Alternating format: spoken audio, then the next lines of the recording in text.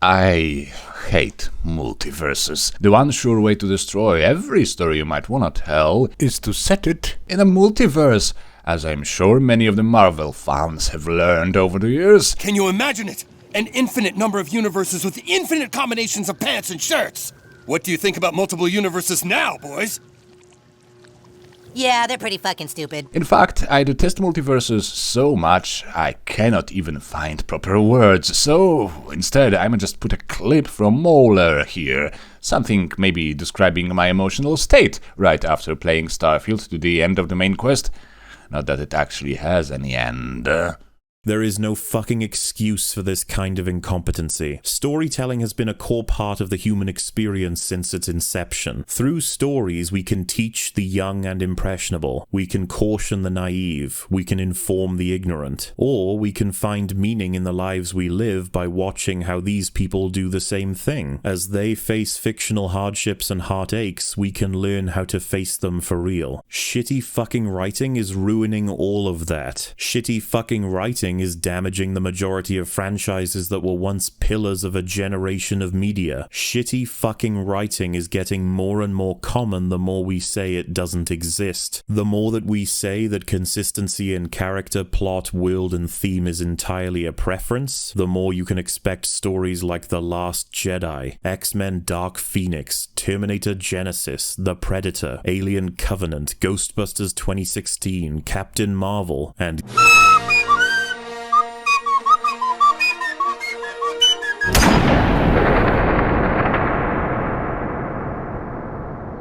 Before I move on, I probably need to mention that right now, as I am starting to write this script, I don't hate Starfield as a game. I'm able to enjoy a video game with shitty writing in it, otherwise I wouldn't be able to enjoy Fallout 4, because games are actually games sometimes, and the story may as well be just a way to guide you from one cool dungeon to another. I must say, however, that there is no bug or clunky quest or any game design flaw that made me want to rage quit Starfield, except its putrid storytelling. How do you even find writers as bad as this? You need to make a conscious commitment to shitty writing to achieve something like this poo-poo storm. So yeah, the writing is worse than in Fallout 4. Marvelous. Bethesda's writing is a downward spiral, I have no doubts about it at this point. Some people, even those who don't seem to have extracted their own brains from their own skulls, point at Far Harbor as an example of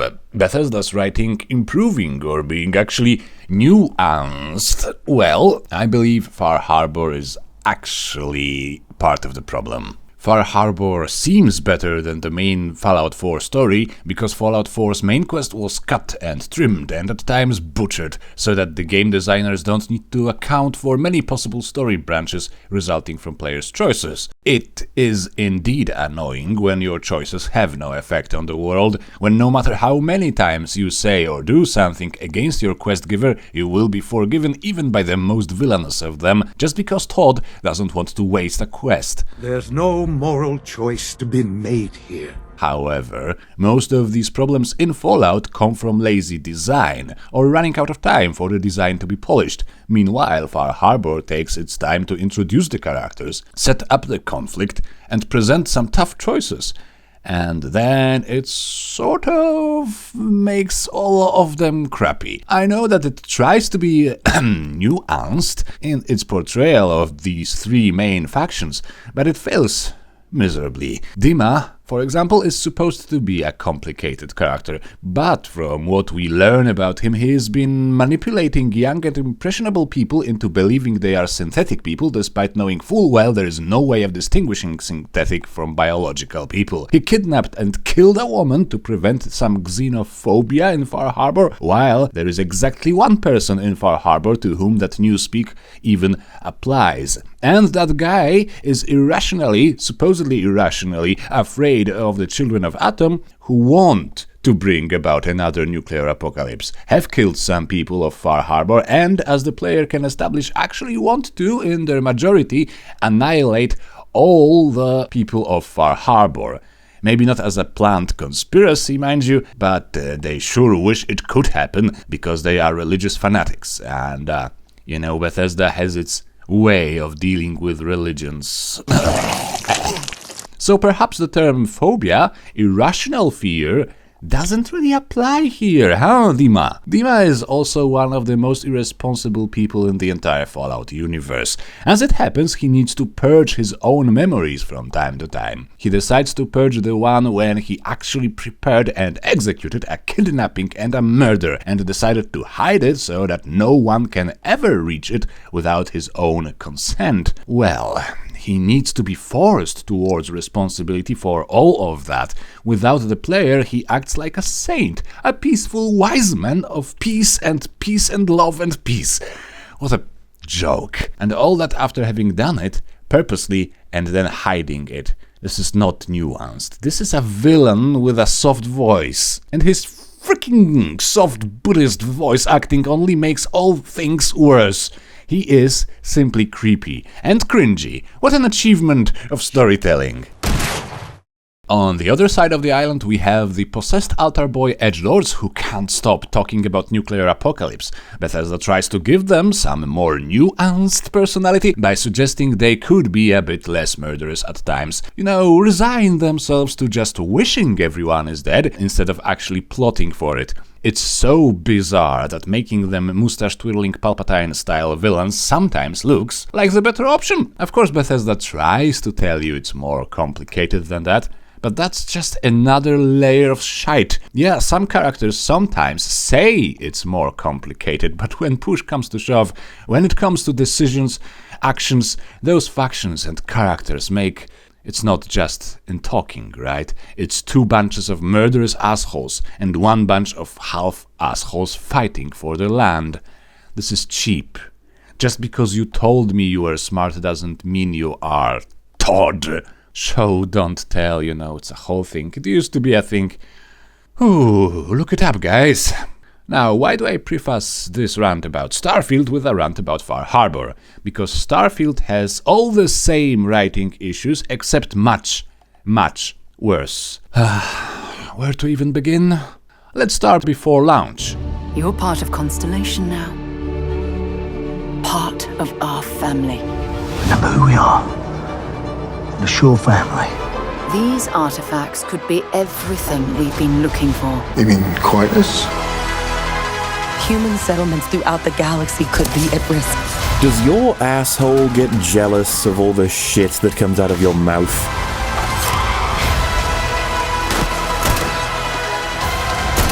We are not stopping. Whatever lies at the end of this road will change humanity forever. Yeah, well, you know, that's just like, your opinion, man.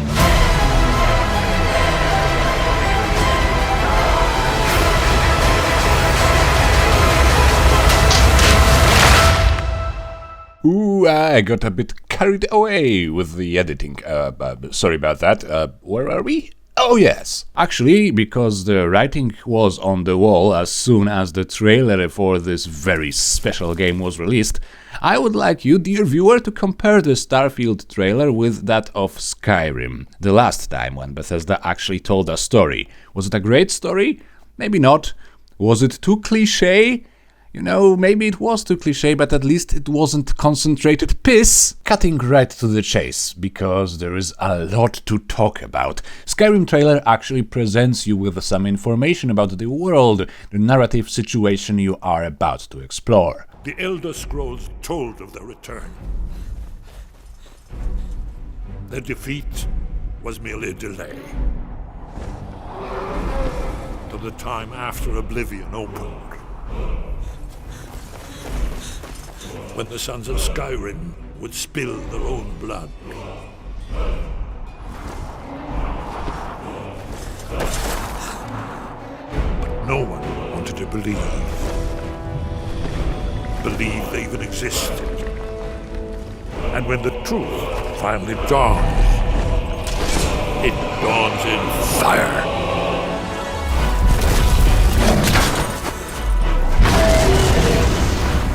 But there's one they fear. In their tongue, he's Dovahkiin, Dragonborn. There is a land destroying itself in a bloody civil war, not the best time for a dragon invasion, nobody knows how to defend against, because no one has seen a dragon in the last few thousand years. Nevertheless, the dragons return. And then entered Dragonborn, one the dragons fear. In a few lines, you know where it happens, what the lore of the universe is, at least in the parts relevant to the story, who the main character is, and what the main conflict is about. It's one of the coolest trailers, not just because dragons, but also because it manages to do what a trailer is supposed to do in a few words and with perfect pacing. That's because it actually has some substance to make you hyped for. And also because the voiceover for this trailer was actually written by Michael Kirkbridge, the dude responsible for the near impeccable writing of Morrowind, who sadly hasn't been really truly involved in Bethesda's writing ever since. Now enter the trailer for Starfield, 4 minutes of saying absolutely nothing in as many words as possible. We're all here because we're committed to the biggest question of all. What's out there? We do not fully understand all that is at work here. No finer group in the stars to be unraveling this mystery. These artifacts could be everything we've been looking for. Human settlements throughout the galaxy could be at risk. There's no way you guys are making this magic with just your mouths.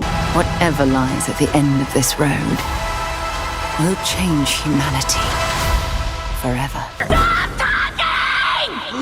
Have you noticed how vague every crappy line in the trailer is? This is important for all humanity. This will affect all. We have a lot to talk about. We don't know what it is we are going to talk about, but we know it's a lot. We are committed to the greatest question of all. How could I be so stupid? What's out there? A question our 13-year-old writers cannot have any answer for. No finer group in the stars to be unraveling this mystery. The mystery that we are not talking about at all in the trailer and won't be unraveled at all in the game. And this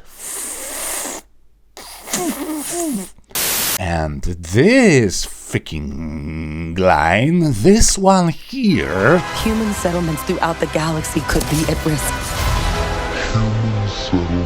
This is pure clank. A dialogue line like this needs immediate redrafting. Was I a paid writer, I would indeed be ashamed to show it to anyone, even as my very first draft. Sadly, this level of clank and cringe is fairly typical of this game. It is an example of what bad writers should be doomed to write over and over in hell. But why? Well, there is no other settlements in the entire known universe than human settlements, right? No living person with half a brain would word it this way. At worst, it's false advertisement suggesting falsely that there are alien races in the game. At best, it's a writer using a Lord of the Rings or Star Trek cliché without any understanding of the universe of their own story. It's embarrassing.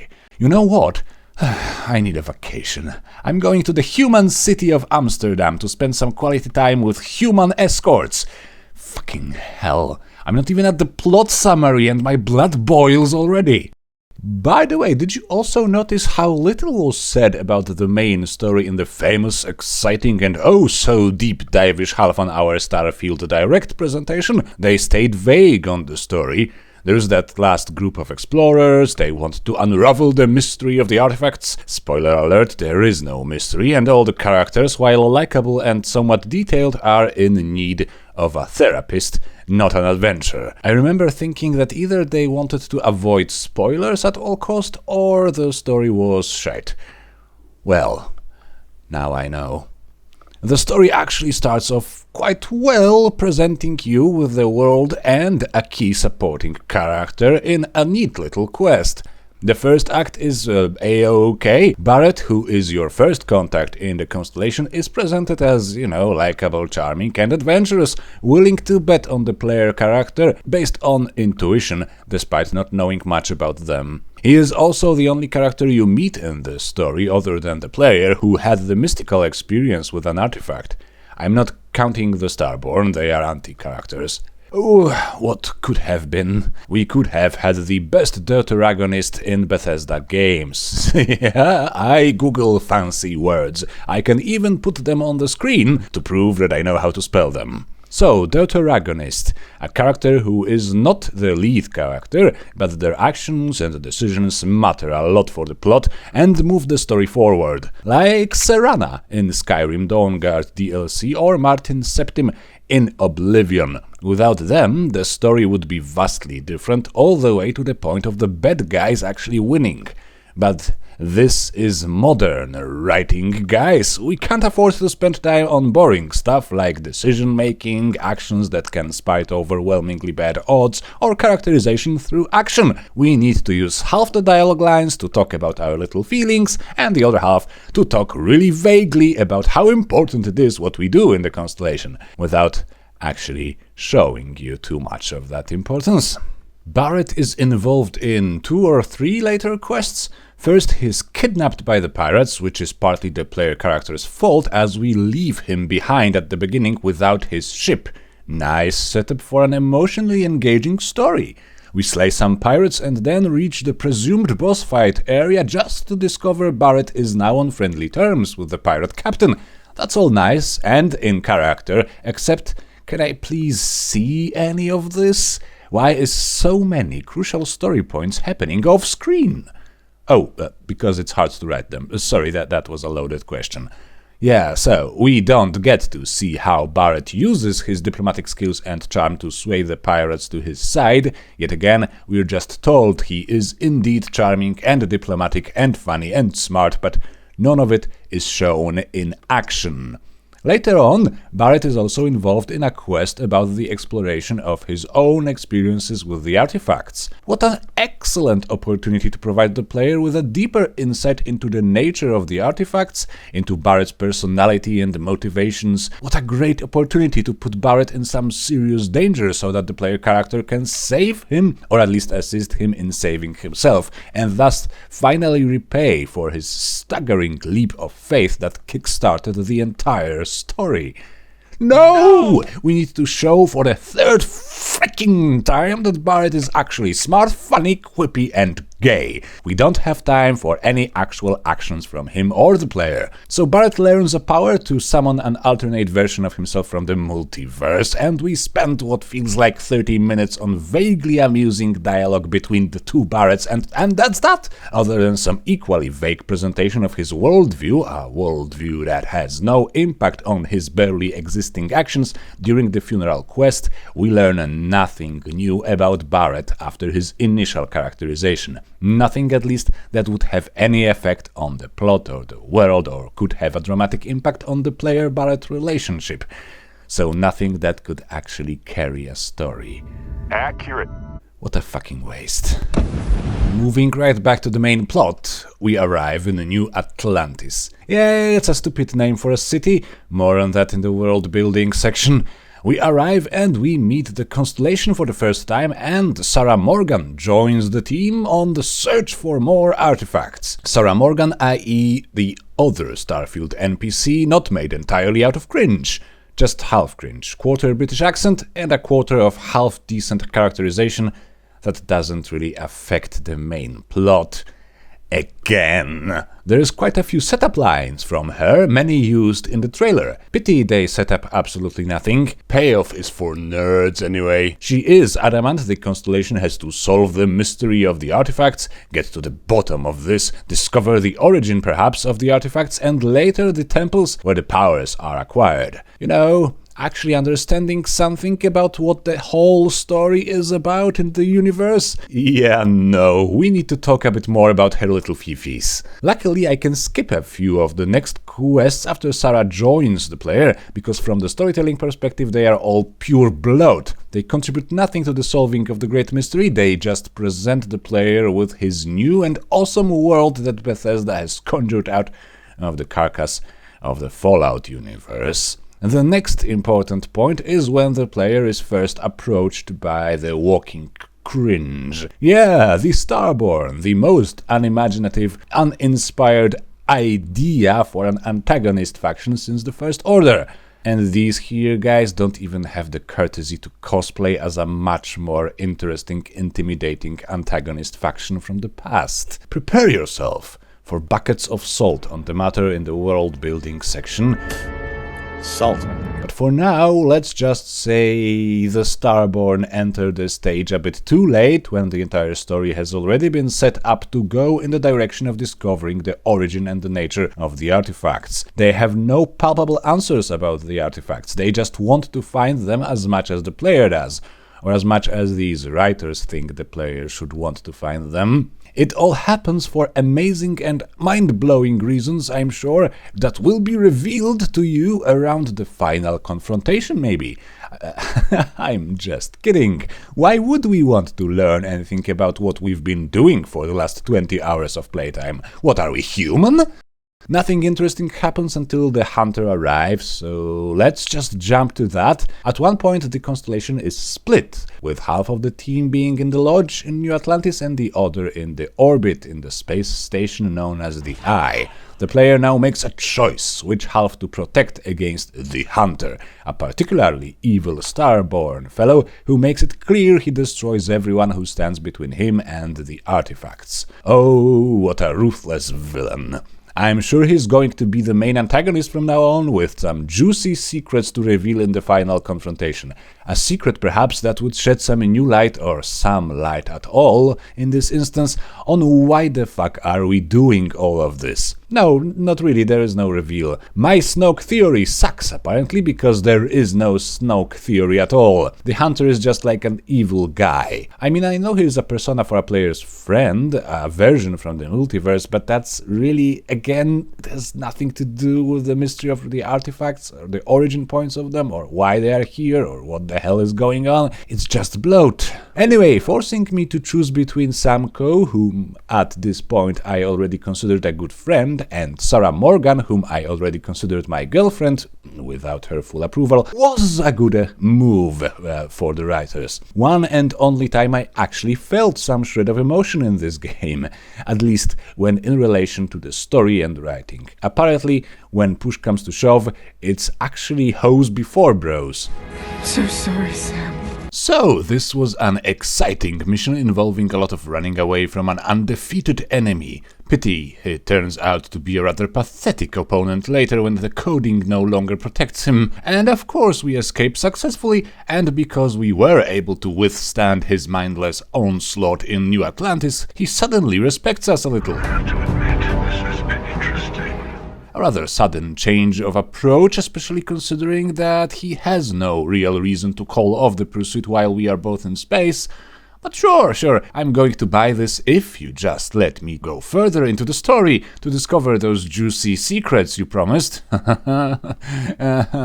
Anyway, one of our constellation people dies, and a few days later there is a funeral. Everybody can and does make a speech, and most of the constellation members use it as an opportunity to talk about their worldview, their own traumas, and to recite poetry. Part of me is moved by this very old school storytelling device of slowing down for a bit just before the final act. It's nice.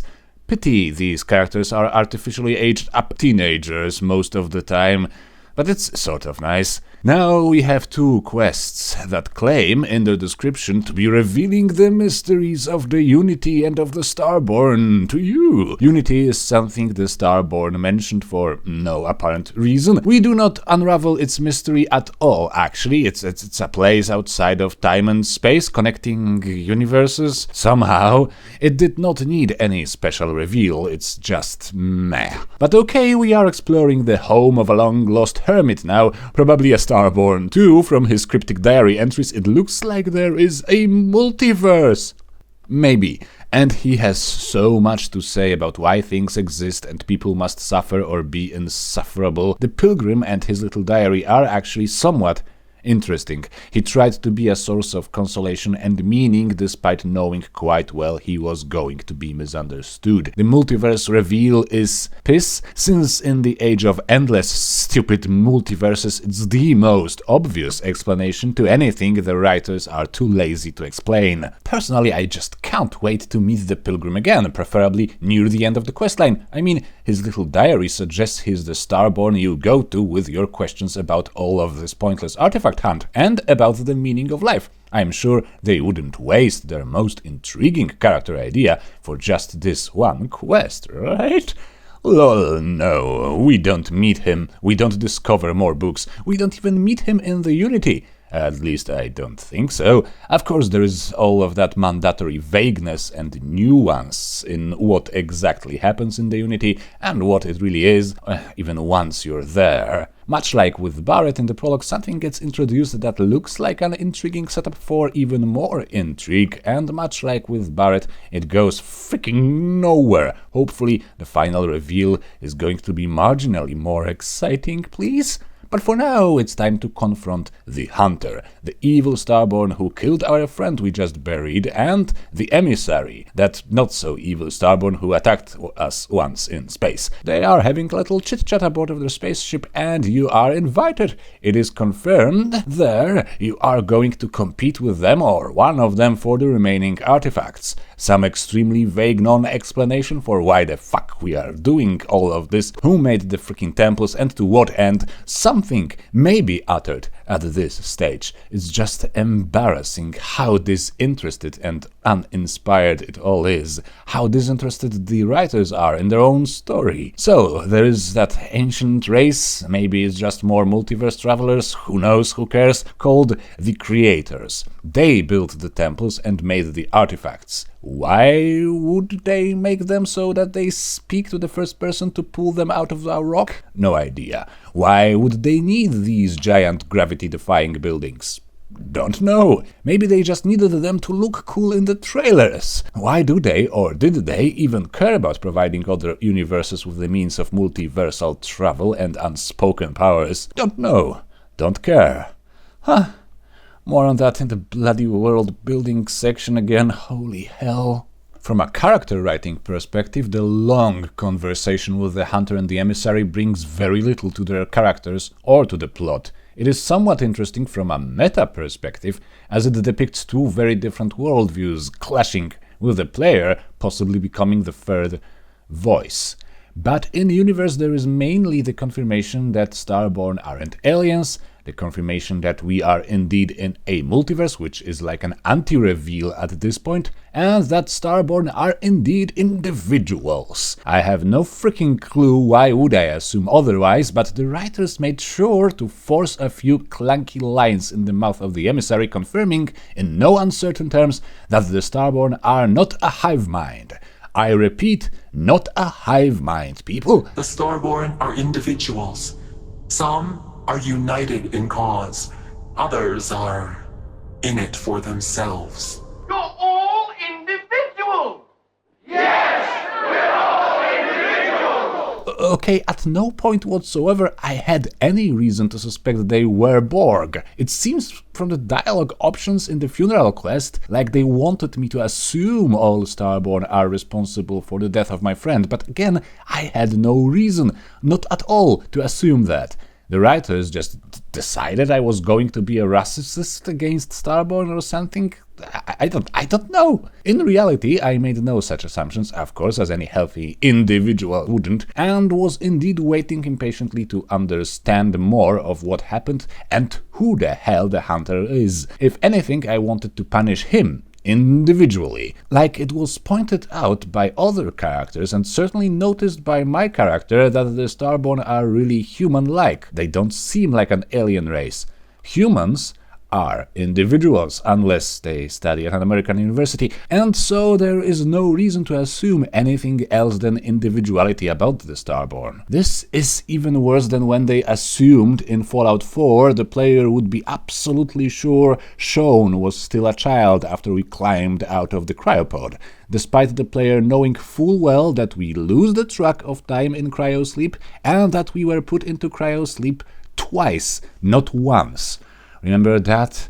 That cringy non-reveal from that game? Yeah, this one has a lot more of that. It has the same problem on a cosmic level.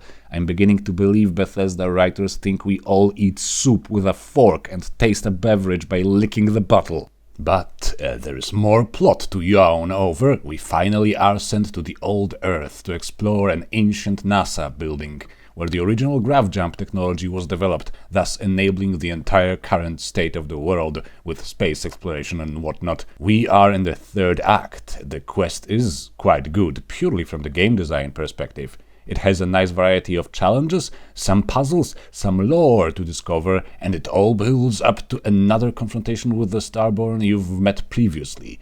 Awesome! Time for those shock reveals we've been setting up all this time. And it's piss. You see, dear viewer, this is supposed to be one of the most exciting adventures, a breakthrough in the search for answers that started all the way back in the tutorial, and the time of shocking reveals, reshaping your perspective on the world of the game and on the story.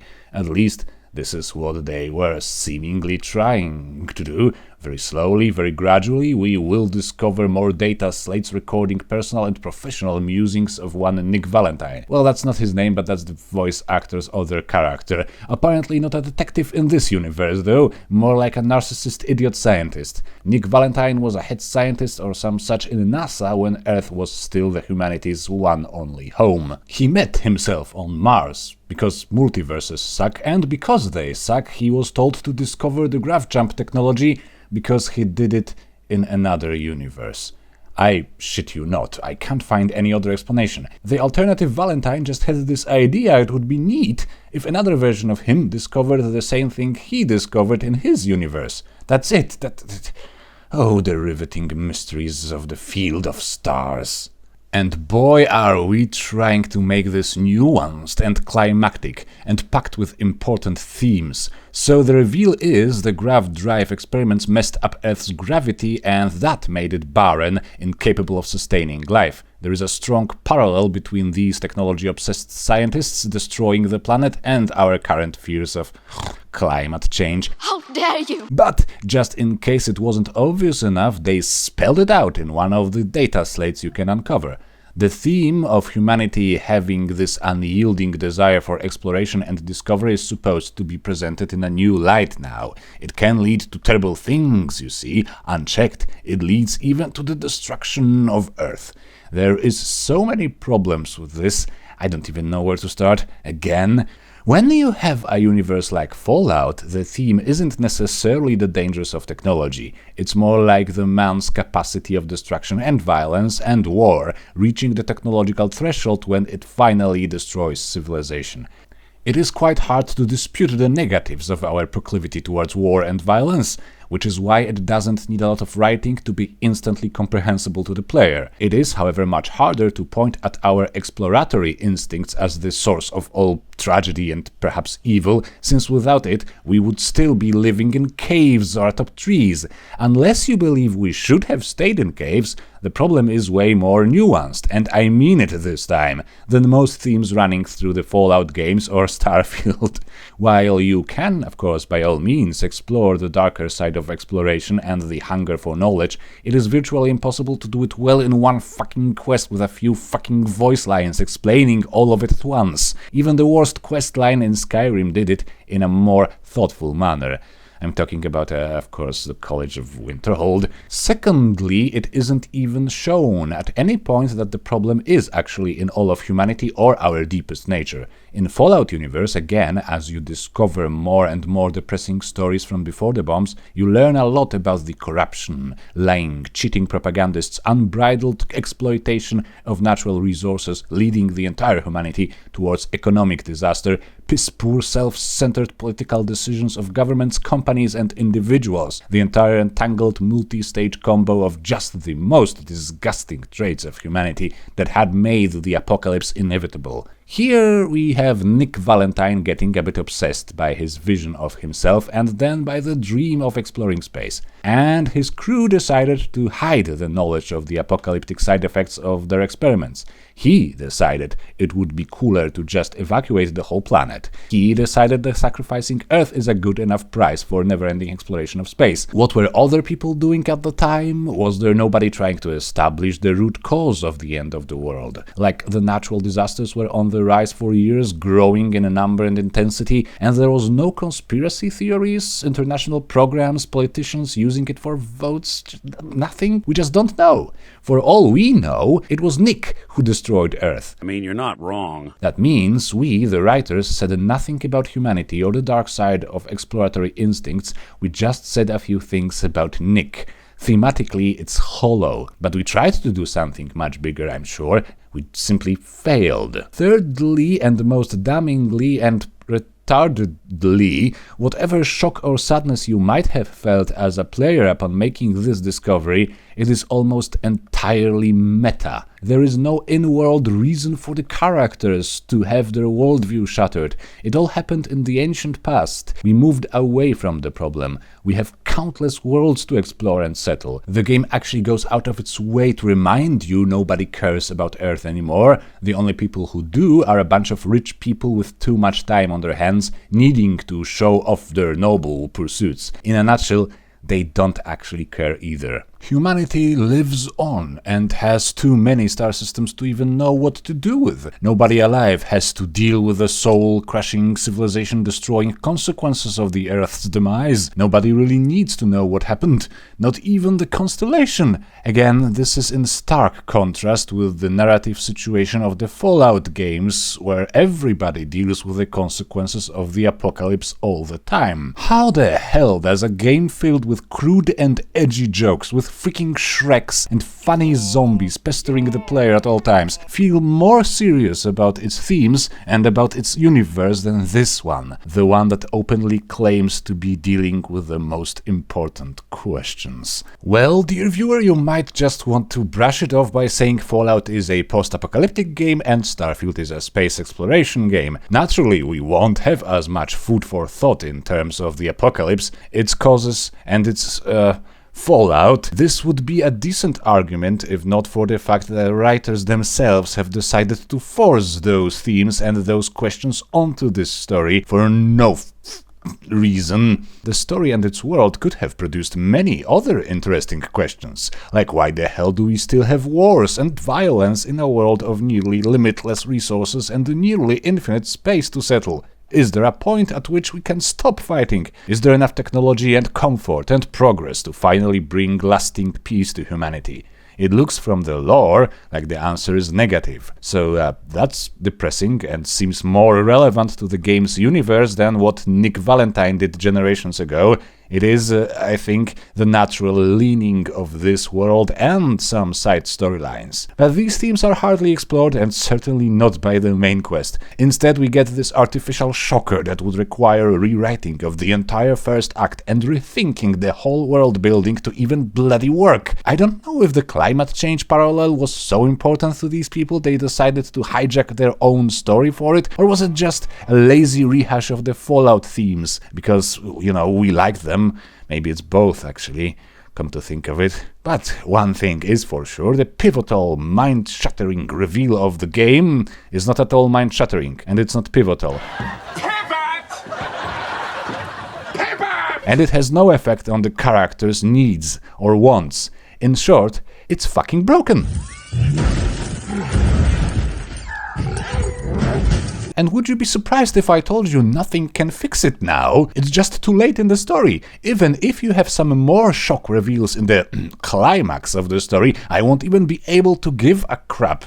It's over. You wasted the best chance, a few best chances actually, of getting me involved and excited somewhat. God help you. It's flaccid, sloppy writing. But with a sigh of desperation, let's finish this abominable strain of old rusty wires and wet noodles some people would call a storyline. There are two filler quests before the resolution of the story. They both involve finding more artifacts.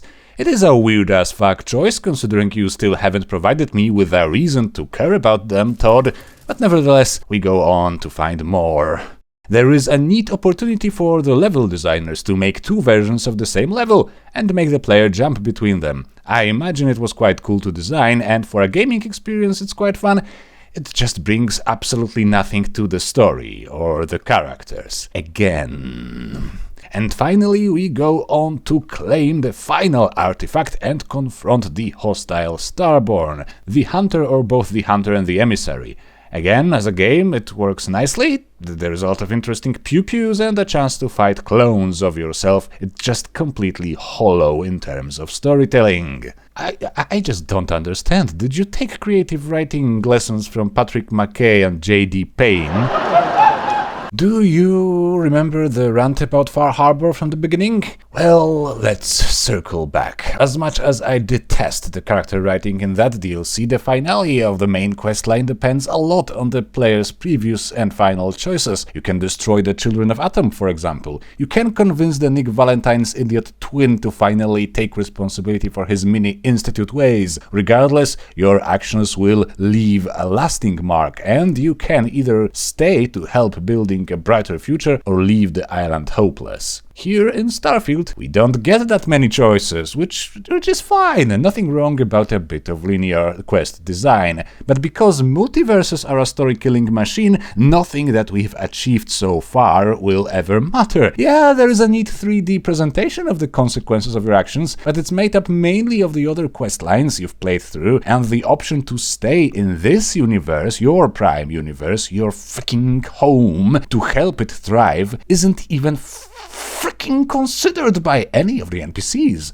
Like, for real, every single Constellation NPC just assumes you are going to enter the Unity now and disappear from their universe. Even the ones that have fallen in love with you, even the ones that don't like the idea. They all think you just have to make that leap into other universes.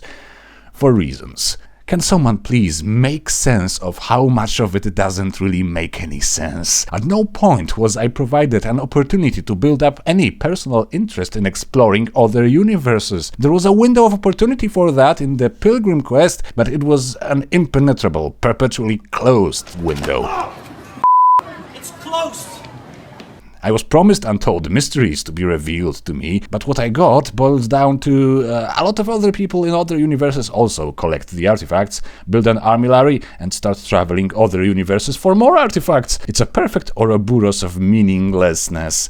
Why do they do that? Is there an end game to this, or are we just doing it because we just have no other better idea for what to do with the Unity, what to do in a multiverse, because how could you have an idea for that? Moreover, we still know nothing about the creators and their temples and their powers other than, yeah, I guess they exist. So why would I keep fucking with them in other universes, for pity's sake? And no, just because there is a theme of endless exploration doesn't mean there is a motivation for my character or any other to keep doing it without any in-world reason, any personal reason. It's not how the themes work. A story is not a list of themes, people. Glad we sorted this one out. In a heroic story like Skyrim, for example, the motivation is pretty simple. You have to save the world.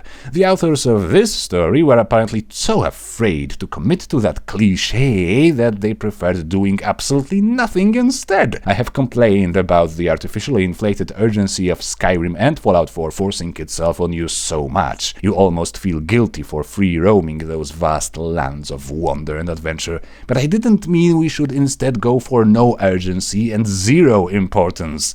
Like, what the Even the main quest characters all have their quests for you, and none of these quests actually matters for the main quest. They are all filler episodes in a TV show that run out of steam after 6 episodes. They are fine in isolation, sure, fine, they are okay-ish, but they bring nothing to the main story. All the setup from the first act, yeah, pretty much all of it, is for fucking nothing. Is there anything special about the player character or Barrett? Anything that would lead them to the artifacts or guide them to the artifacts? I don't know, but Barrett is funny and smart. Did we tell you he's funny and smart? Do you love him yet? Is there a way to use the knowledge obtained in the Unity to help the people, like the Pilgrim tried to do? Well, who knows? We're not talking about the Pilgrim anymore. He was there to ham-fist some religious themes in. Now move on, you nerd. Is there any plan or logic behind who jumps to what universe? Nah, probably not. Was there any plan or logic behind the creators placing those temples and awesome powers around? They're just there so that you can discover more of them in other universes. Why the fuck should I even care about other universes? Because maybe you feel like it? I don't know. There's a wall covered with anti-Chekhov's rifles, just a whole heap of things introduced and then never fucking used for anything in the third act. They left so much to the player's imagination that in the end they forgot to say anything, build up anything. I didn't fucking know a plotline can lose a plot, but here you go. It could be salvaged perhaps, but they decided to take this turd of a storyline and drop it in the ocean of storytelling diarrhea known as the Multiverse. So I seriously doubt it can be fixed by any DLC or even a mod. I don't have any use for it! I don't have any bloody use for it! And that would be all for now. Yes, I know it's abrupt, but editing this monster is a bit of a challenge, and I would love to have something to upload for Christmas, or at least around Christmas. Also, the plot summary is over, there won't be a better excuse to split this sucker in half. Sadly, the dreaded world-building section will have to wait. It may take anything between 2 and 6 weeks for me to finish part 2, but rest assured, we will see each other again. In the meantime, subscribe, like, comment, and share. Also, there is a Patreon link in the description, and subscribe star and whatnot. I am, unironically, a poor Slav taking care of my old grandma. I'm such a good person. I'm sure you understand. I need your money, you nerd. Consider also enabling the notification after you subscribe so that you don't miss part 2 and hopefully all sorts of other riveting content. My other channel is also linked in the description. See you around, guys, and ho ho ho, happy Merry Holismas.